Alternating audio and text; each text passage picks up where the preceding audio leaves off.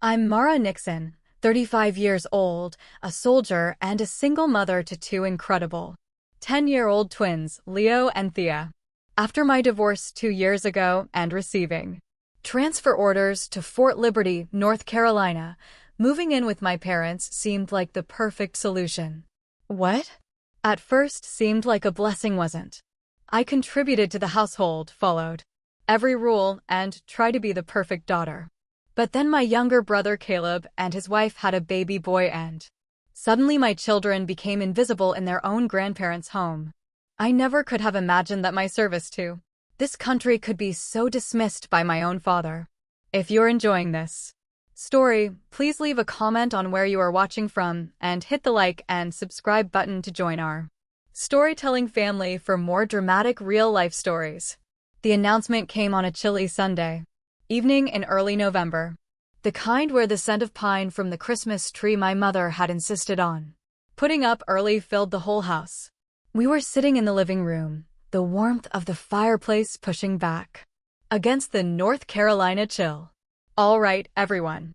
My mother, Eleanor, clapped her hands together with a brightness that felt a little forced. "This coming weekend, we're doing the family photos for the Christmas cards." A tiny fragile flicker of hope ignited in my chest. For 2 years since my divorce, I had felt like a guest in my childhood home, a satellite orbiting the warm, bright sun of my brother Caleb's family. But this felt different.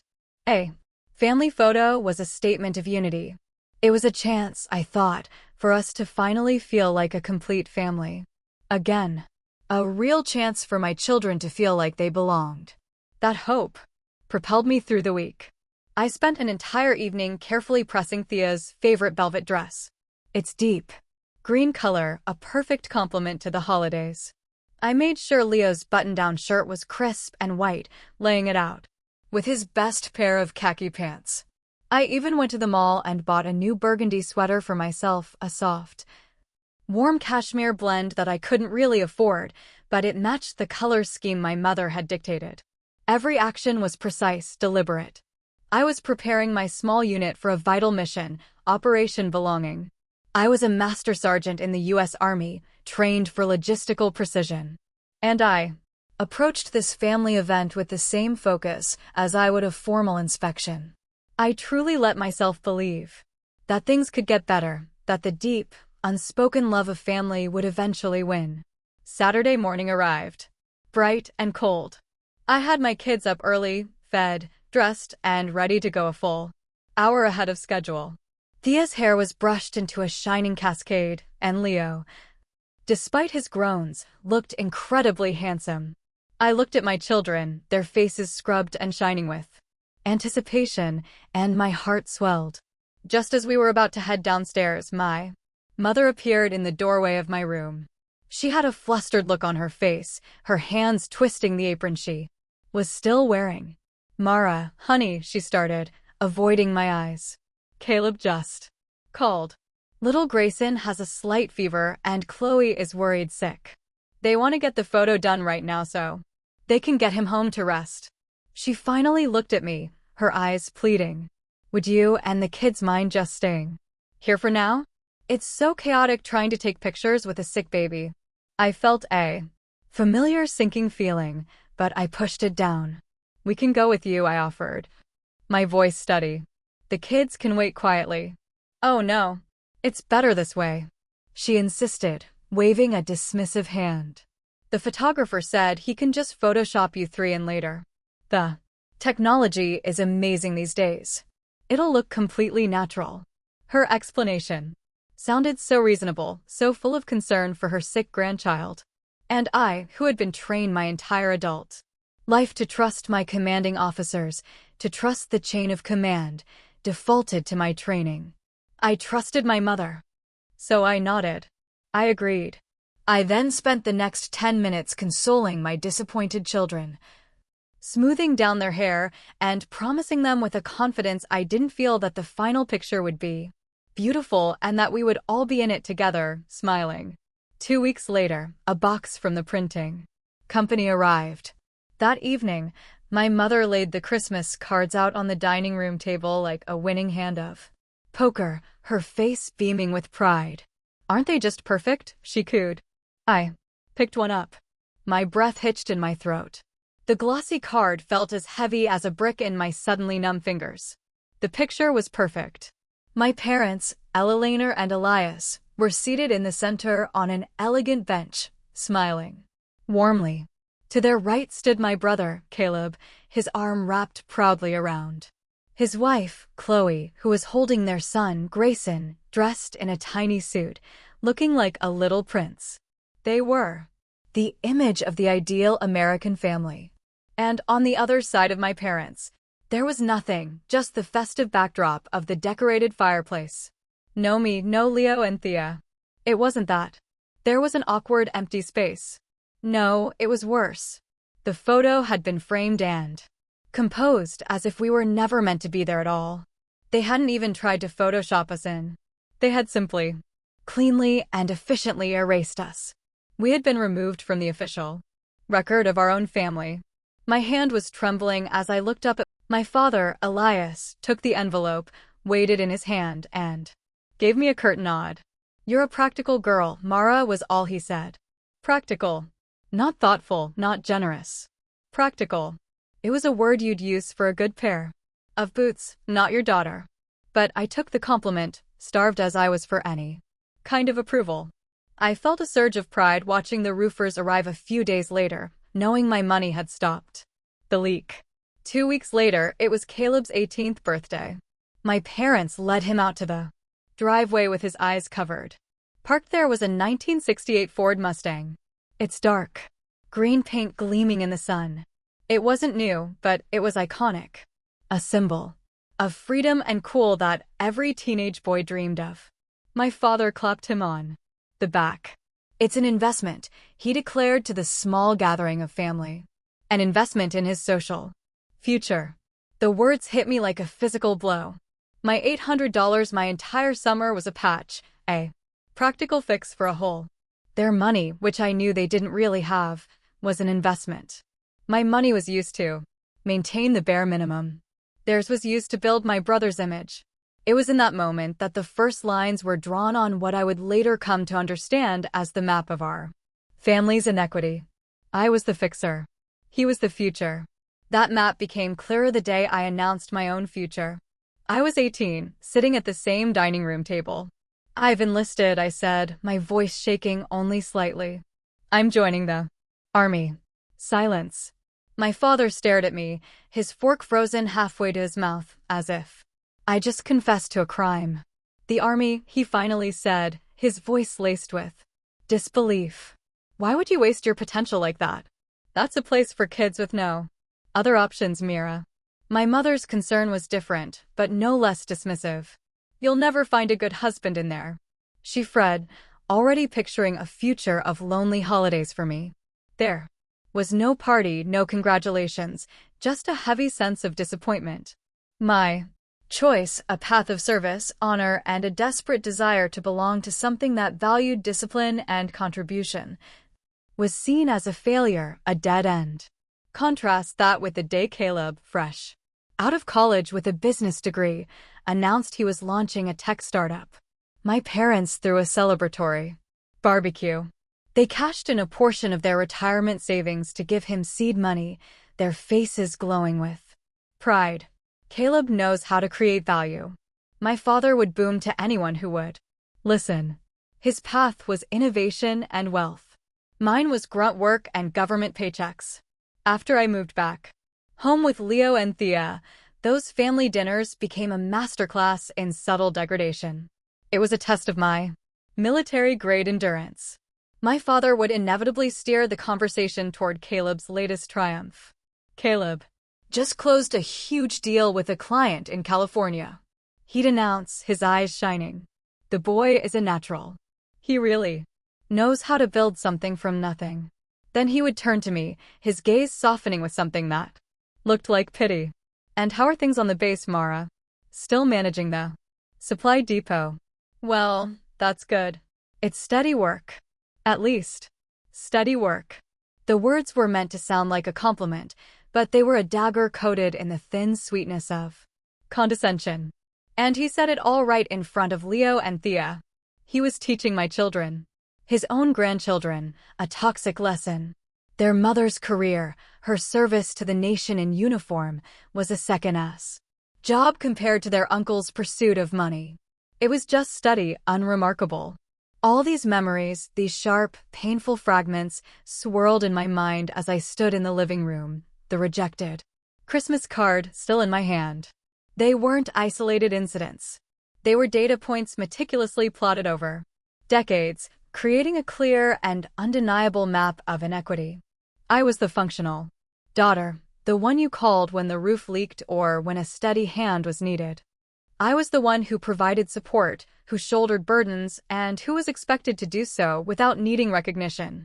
Caleb was the golden son, the vessel for all their hopes and dreams, the investment that was meant to pay dividends of pride and status. Everything I did was an obligation. Every minor success he had was proof of his genius. That Christmas card wasn't an oversight. It wasn't a moment of forgetfulness. It was a declaration. It was the final brutal confirmation of a truth I had spent my entire life trying to unsee. In their eyes, my value wasn't in who I was, but in what I could do for them. And at that moment, apparently, I wasn't doing enough to even merit a place in the picture.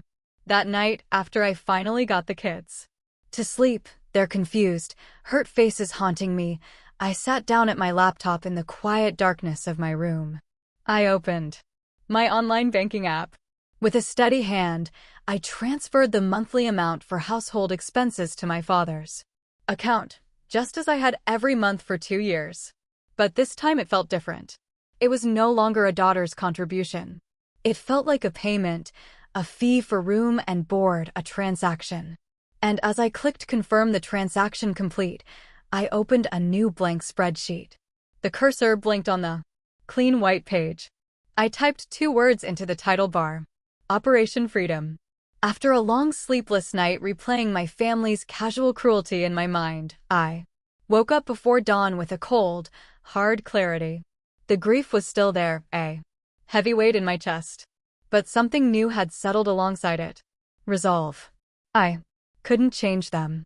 I couldn't make them see me or my children. But I could change my own circumstances.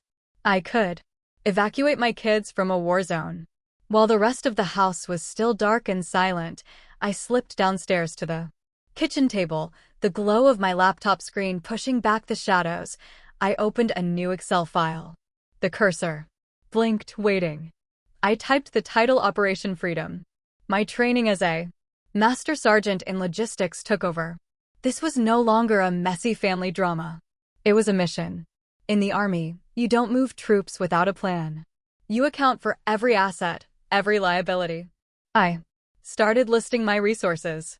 Column A, my monthly salary. Column B, my basic allowance for housing, or BH, the money the military gave me for off-base housing, which I'd been dutifully handing over to my father. Column C, all fixed expenses, car payment, insurance, groceries, the money I paid my parents. I color-coded everything, created formulas, and built projections. The objective was simple and audacious. Save enough for a down payment and closing costs to secure a VA loan for a modest house within 1 year. My silent war had begun. It wasn't a war of angry words. It was a war fought with numbers on a spreadsheet. A battle waged in silence. To accelerate the timeline, I needed more resources. My days were already full, from early morning PT to late afternoons at the supply depot on Fort Liberty. So I started taking on side jobs. After my official duties ended, I didn't go home. A few nights a week, I tutored the kids of fellow soldiers in algebra, my brain switching from inventory lists to quadratic equations. On weekends, I picked up delivery shifts for a local pizza place, the kind with greasy checkered tablecloths and the best pepperoni in town. There were long, exhausting nights. I'd sit in my decade-old Honda between deliveries, the lingering smell of pepperoni and cardboard clinging to the upholstery, and a wave of profound loneliness would wash over me.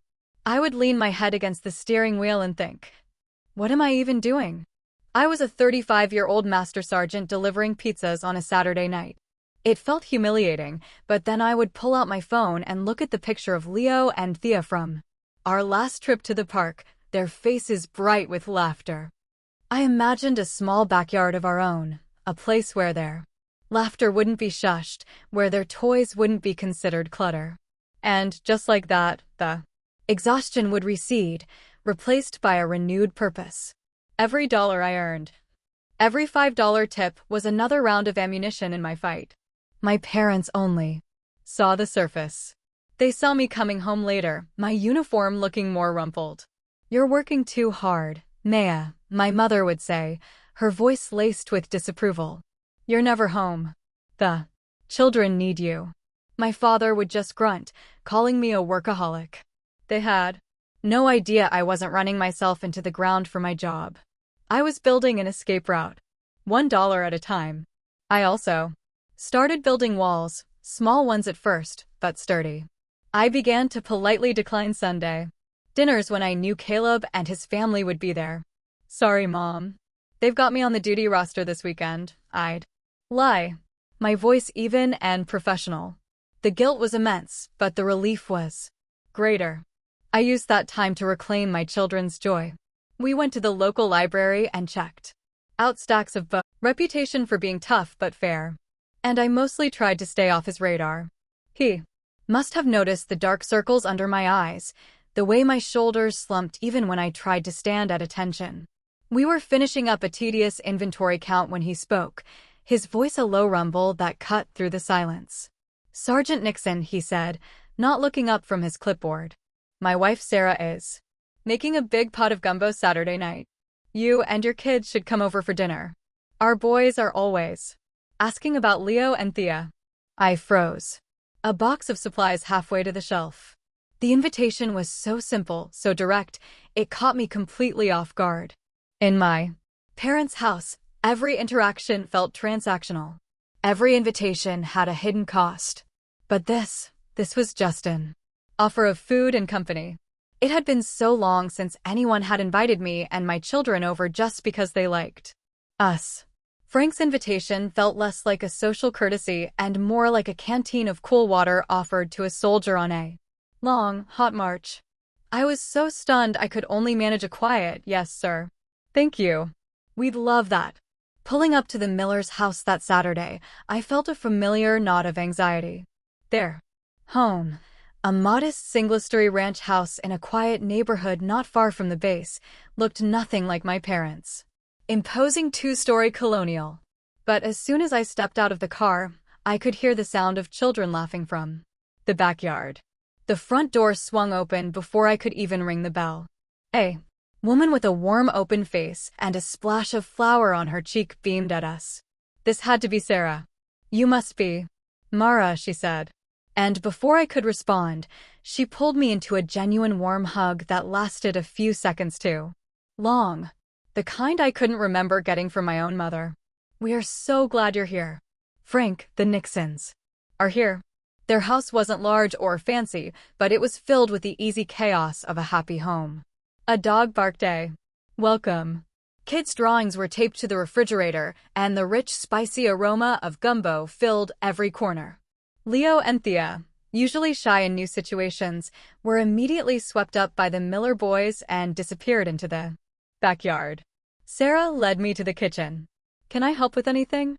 I asked, feeling awkward and out of place. "You can keep me company," she said, handing me a glass of sweet iced tea. As I stood there leaning against the counter, she moved around her kitchen with an easy grace. She was an elementary school teacher, and she had a gentle, calming presence. After a few minutes of small talk, she paused her stirring and looked at me, her expression kind. "So, how are things at home?" "Really? Frank says, you've seemed pretty stressed lately." It was the simple, direct question, the genuine concern in her eyes that did it. The walls I had so carefully built, the discipline I used to keep my emotions in check, just crumbled. To my horror, I felt tears welling up. I tried to speak, but a sob caught in my throat. And so, standing in a near stranger's warm, fragrant kitchen, I told her everything. The Christmas card, the years of being the practical daughter, the constant comparisons, the soul-crushing dinners. I let it all pour out in a quiet, hiccuping torrent. Sarah didn't interrupt. She just listened, her eyes full of empathy.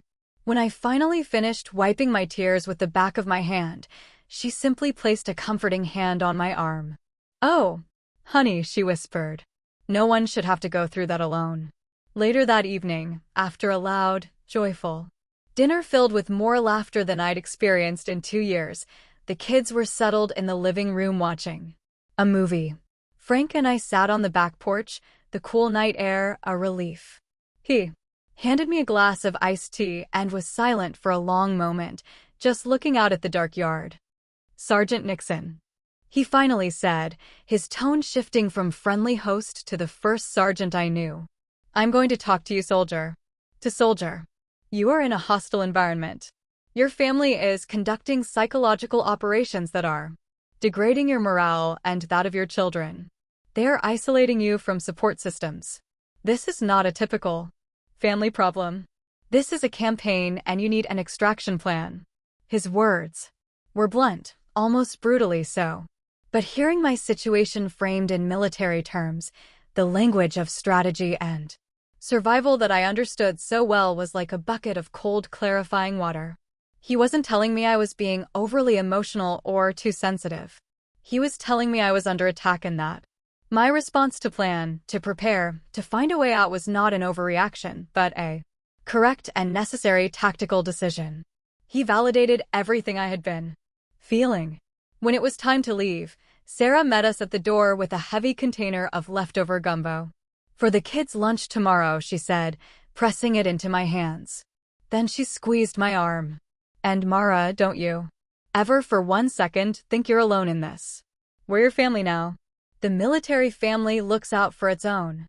Driving home that night with my children sleeping peacefully in the back seat, the scent of Sarah's gumbo faintly perfuming the car, I didn't feel lonely.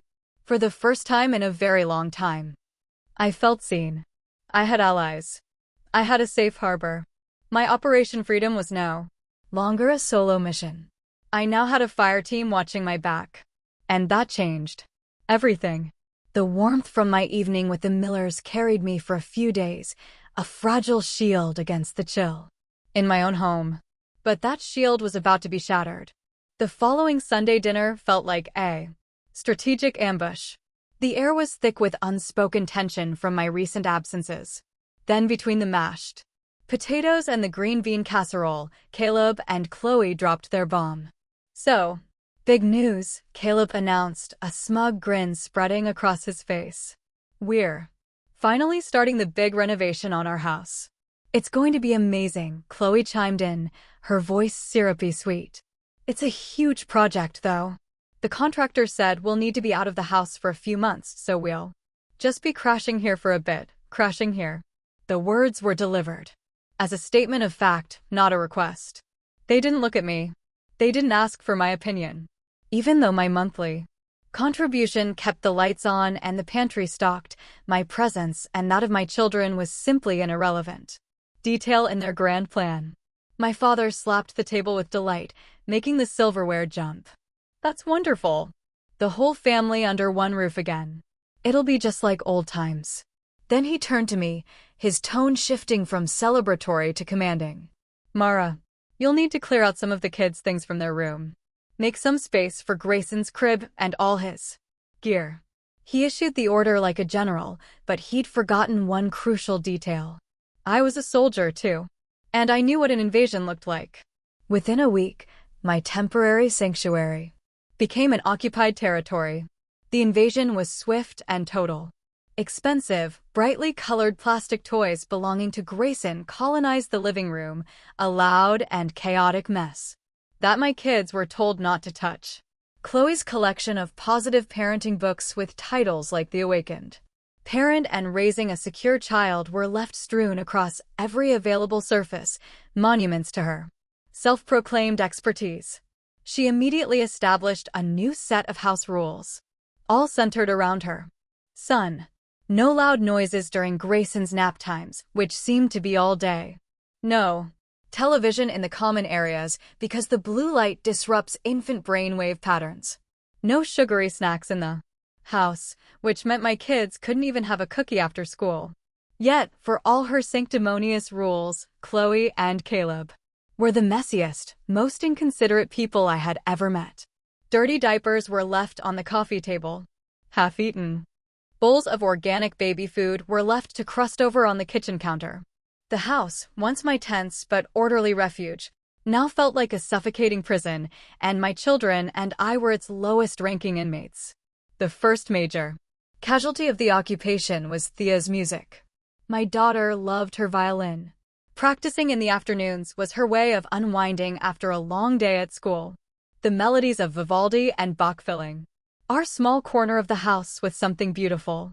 One afternoon, she was in the middle of a piece when Chloe emerged from her room, a deep frown etched on her face. "Mara, can you please ask her to stop?" she said, her voice dripping with annoyance. "That noise is startling Grayson." I stared at her, dumbfounded. Noise, she had called my daughter's music. "Chloe, this is her daily practice time. She has a recital coming up." Chloe just shrugged, a gesture of supreme indifference. "Well, you should find a quieter hobby for her.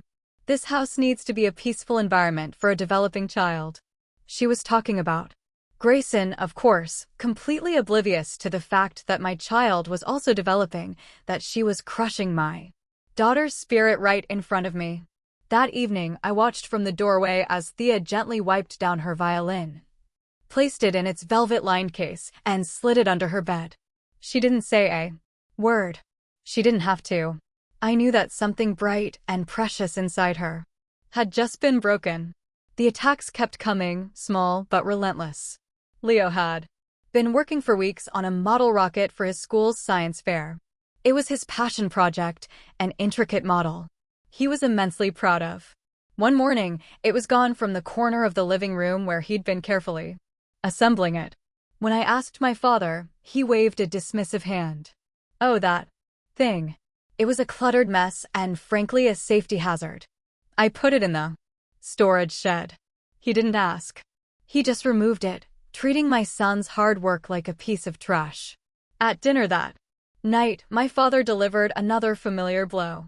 In front of everyone, he once again praised Caleb's latest business venture before turning to me with that pitiful look. "It's so wonderful to see him building a legacy," he said. "Of course, your career is admirable, too, Mara. Very stable, just not groundbreaking." The words, the constant casual dismissals of my life's work stung as usual. But this time it was different. This time I could see the impact they were having on my children. I saw Leo flinch. I saw Thea shrink into herself. Later, as I was tucking Thea into bed, she was unusually quiet. I found her staring at the empty space under her bed where her violin case used to be. Tears were silently streaming down her face. "Mommy," she whispered, her voice trembling. "Why doesn't Chloe like my music?" As I held my daughter, her silent sobs shaking her small body, Frank Miller's words echoed in my head, sharp and clear. "You are in a hostile environment. This is a campaign." And I knew with a certainty that chilled me to the bone that my children had just become the first casualties. That was a line I would not let them cross. The quiet strategic war of saving money was no longer enough. The occupation had to end. It was time for a counteroffensive. The breaking point didn't come with a shout. It came in the dead of a long, anxious silence. I had a mandatory 36-hour field training exercise on base, a routine part of military life. But this time felt different. It was the first time I'd be away from the children overnight since Caleb and Chloe's occupation began. Before I left, I prepared everything meticulously. I laid out clothes for the kids, packed their school lunches for the next 2 days, and sat down with my mother. "Mom, this is Leo's rescue inhaler," I said, placing the blue plastic device firmly in her hand. "He gets wheezy when the air is damp. Please make sure he has it with him." She nodded vaguely. "More interested in the TV show playing in the background. Throughout the entire exercise, a cold dread coiled in my gut. My soldier's intuition, the same instinct that tells you when something is wrong on patrol, was screaming at me. On the second afternoon, during a short break, I tried calling the house. No answer. I called again, straight to voicemail. I sent a text to Thea. Everything okay? Love you. Minutes later, a reply came back. It wasn't words. It was just a single emoji, a sad face with a tear. That was it. My heart hammered against my ribs. I found my commanding officer. Sir, I have a family emergency. I need to return home immediately. I didn't know the details, but I knew my children were in trouble. I didn't realize how right I was. I broke every speed limit driving home, my knuckles white on the steering wheel. I burst through the front door, my chest heaving. The scene in the living room was infuriatingly normal. Caleb and Chloe were sprawled on the couch watching a reality TV show on a screen so large it dominated the room. They glanced up annoyed at my sudden entrance. Where are Leo and Thea? I demanded, my voice tight. Chloe gestured lazily with her thumb towards the basement door. They're downstairs, she said, her eyes already back on the TV. We needed to set up a bigger play area for Grayson up here. So, Dad helped us move their stuff down. My blood turned to ice. I didn't walk. I ran. I threw open the basement door and plunged down the rickety wooden steps.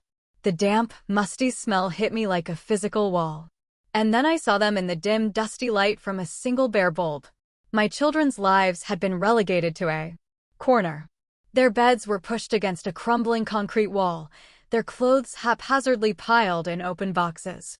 Leo was huddled on his mattress, wrapped in a thin blanket, his small shoulders shaking. I could hear it from across the room, the strained, high-pitched sound of his wheezing breath.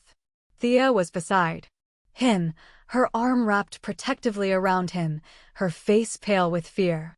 The air was thick with the smell of mold and decay. My rage became something cold, sharp and clear. It was a weapon. I walked over, scooped up my son, his body, trembling, and took my daughter's hand. Come on, I said, my voice dangerously calm. We walked back up the stairs, leaving their discarded belongings in the dark. I walked into the living room and stood directly in front of the television, blocking their view. My father, Caleb, and Chloe all looked up, startled by the sight of me holding my wheezing son. Who? I asked, my voice low and steady. Gave you permission to do this? My father, Elias, was the first to recover, his face hardening into a familiar skull. Don't overreact, Maya. It's temporary. They're kids. They can sleep anywhere. Caleb chimed in, his voice dripping with the smug entitlement I'd come to despise. We needed the space, Mara. Grayson is sensitive to the dust upstairs. His words were like a slap in the face. His son was sensitive to dust. So mine, who had diagnosed asthma, was thrown into a mold-infested basement. This wasn't carelessness. This wasn't thoughtlessness. This was cruelty. This was a deliberate act of putting my children's health, their very safety, at risk for their own convenience. But it was my father who delivered the final, fatal blow. Trying to shut down my rebellion, he stood up, puffing out his chest. Listen to me, he said, pointing a finger at me. Caleb's family is building a future. They have needs that must take priority. Your career is a job. His work is about building an empire. An empire. And my children, what were they? Sacrificial lambs on the altar of Caleb's so-called empire. A line from the Bible, one my grandmother used to read to me, flashed in my mind. If anyone causes one of these little ones to stumble, it would be better for them to have a large millstone hung around their neck and to be drowned in the depths of the sea. And in that moment, everything broke. All the years of being the practical girl, the fixer, the good soldier, it all burned away. I looked my father dead in the eye. Your priorities are wrong, Dad. The words hung in the air, stunning them into silence.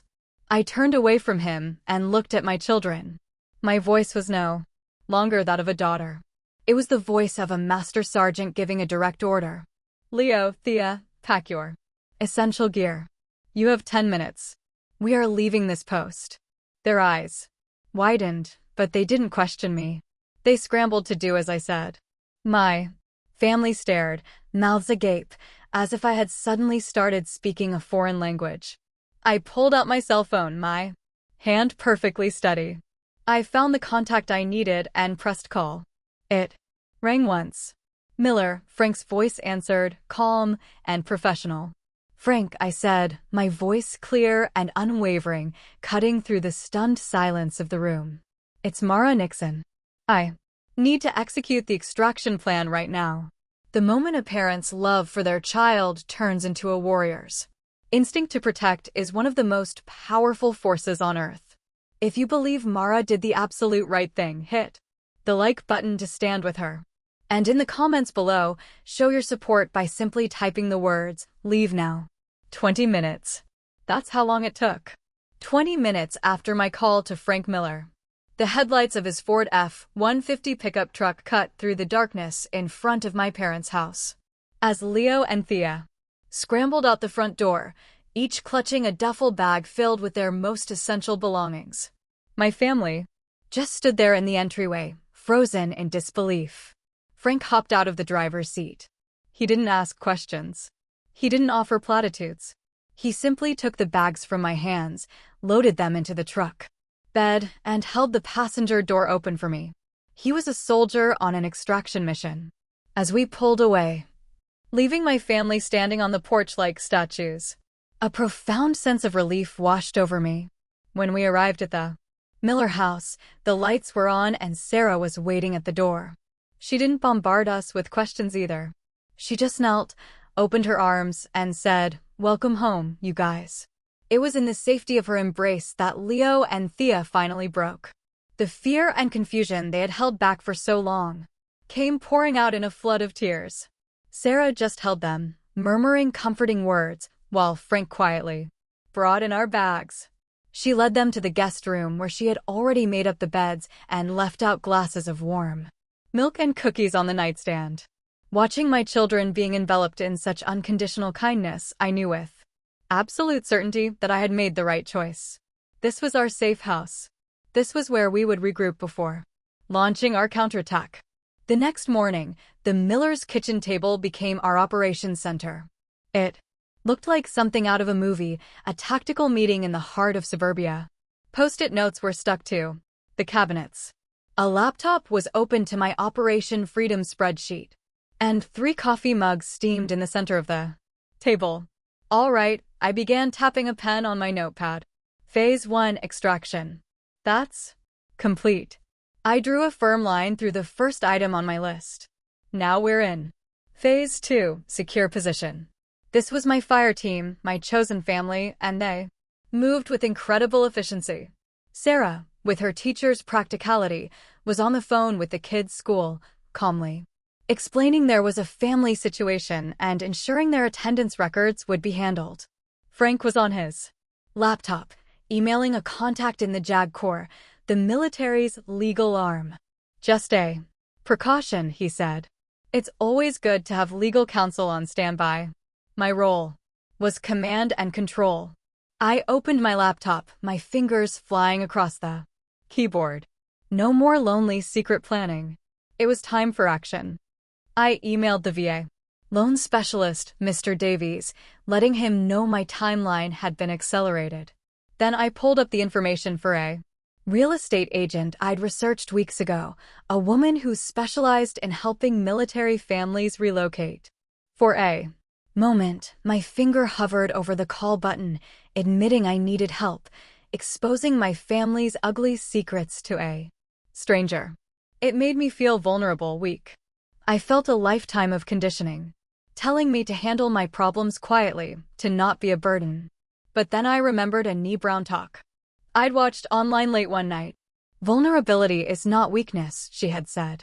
It's our greatest measure of courage. I took a deep breath, daring to ask for help, daring to stand up for my children. That wasn't weakness. Exactly as I'd pictured them, immersed in the afternoon glow of the television. My mother, my father, Caleb, and Chloe. They all looked up as we entered, and they froze. The sight of me followed by first Sergeant Miller in full uniform, and then two large professional movers in company jumpsuits, completely shattered their reality. The atmosphere in the room shifted instantly. The air crackled.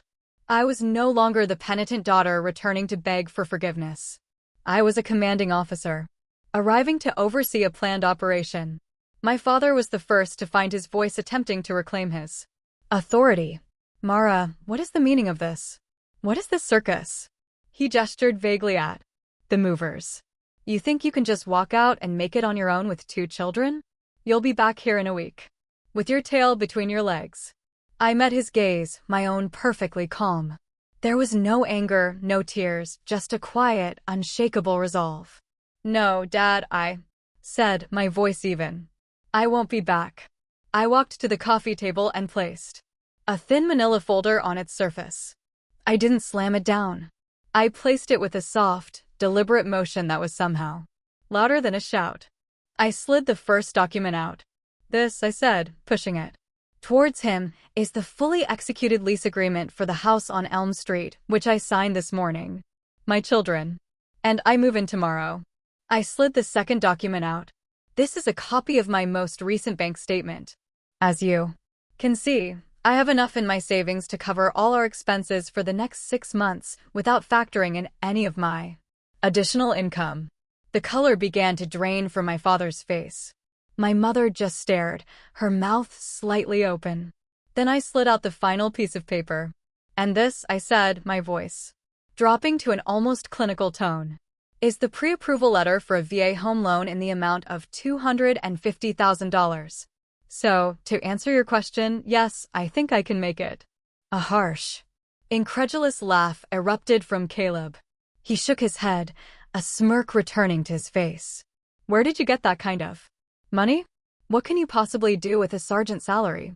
That was the opening I had been waiting for. I turned my full attention to him. This was the final move, the checkmate. You remember my basic allowance for housing, Caleb, the BH? That substantial tax-free payment the Army provides me with every single month to ensure my children have a roof over their heads. I paused, letting the question hang in the air. The money I've been dutifully transferring into Dad's bank account for the past 2 years to help the family. It didn't just disappear. I saved it. Every single cent that wasn't used for this house, I put away. While you were busy building your empire with Mom and Dad's retirement fund, I was building my war chest. My mother finally spoke. Her voice a sputtering whisper. But that money was for you to help us, to contribute. I cut her off. My voice now is cold and hard as steel. No, I said, looking from her to my father. That money was to house my children. I used it to help this family out of a sense of duty. Now it will be used for its intended purpose. Silence. A thick, suffocating silence filled the room. The smug smirk slid off Caleb's face, replaced by a slack-jawed confusion. Chloe looked from me to him, her eyes wide with a dawning horror. My father stared at the papers on the table as if they were written in a language he couldn't comprehend. Their entire power structure, the family hierarchy they had built and maintained for decades, was based on a single, flawed assumption. That I was weak, that I was dependent, that I needed them more than they needed me. The moment I presented them with cold, hard, undeniable proof to the contrary, the whole rotten structure collapsed in on itself. I didn't need to raise my voice. I didn't need to cry. I just needed to present the facts. The truth was my weapon, and it had hit its mark with devastating precision. I turned to the two movers who had been standing patiently and silently by the door. Gentlemen, I said, my voice returning to a normal professional tone. My children's belongings are in their original room upstairs, second door on the left. And there are some things in the basement. Please begin. They nodded and headed for the stairs. I stood there for a moment longer watching my family. They were utterly broken, speechless. And for the first time in my entire life, standing in that room, I looked at them and they seemed so incredibly small. The battle was over.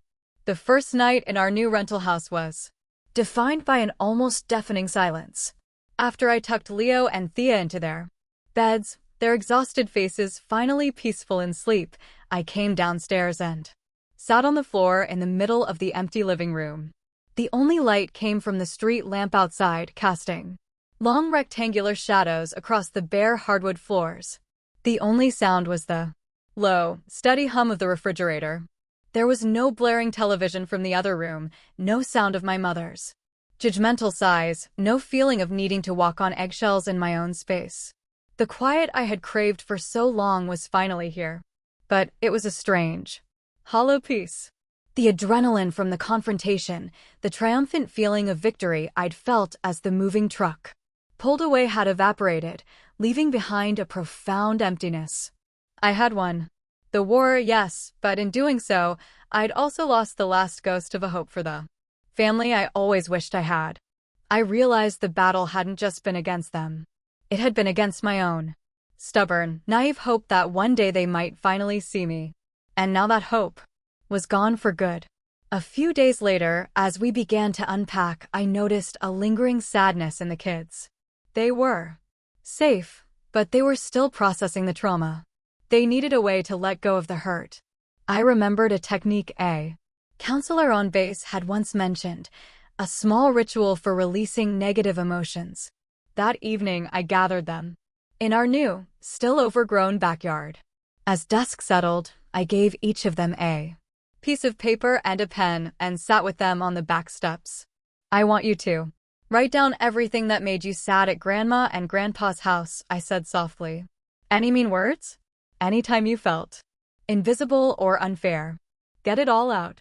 I watched them there, small brows furrowed in concentration. Thea wrote furiously, her pencil scratching against the paper. Leo wrote just a few words, then drew a picture of a broken model rocket. I took my own piece of paper and wrote my own list. Invisible. Unworthy. Not good enough. A disappointment. Practical. When we were done, I brought out a small metal mixing bowl. One by one, we read our words aloud if we wanted to, and then we lit a corner of the paper and dropped it into the bowl. We watched the paper curl and blacken, the angry words turning to ash and smoke, drifting away into the darkening North Carolina sky. As the last piece of paper burned, I felt a physical weight lift from my shoulders. It wasn't a magic cure, but it was a beginning. It was an act of taking our power back. About a week after we moved in, my phone rang. It was my mother. I almost didn't answer, but I steeled myself and accepted the call. Her voice was thick with tears, but they were not tears of remorse. Mara, it's chaos here, she sobbed. Caleb and Chloe are fighting constantly. The house is a mess. We need you. Can't you just come home? The request was so breathtakingly selfish, it almost made me laugh. She didn't miss me. She missed my function. She missed the buffer, the fixer, the quiet manager of her chaotic household. A quote I had underlined in my old copy of Viktor Frankl's Man's Search for Meaning came to my mind.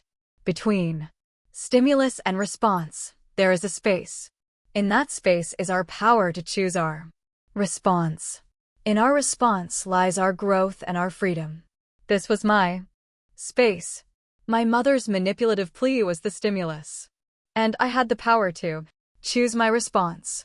No, Mom, I said, my voice calm but unreachable. I can't. That isn't my home anymore. I took a breath.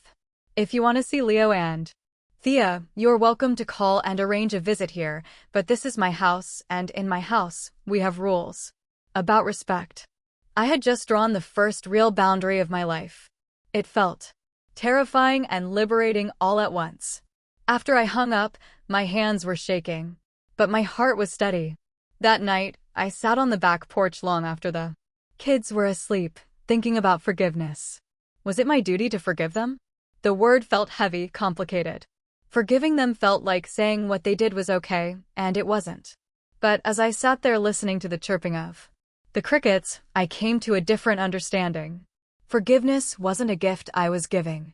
To them. It was a gift I was giving to myself. It wasn't about absolving them. It was about releasing me. Forgiving them didn't mean I had to forget the lessons they had taught me about my own worth.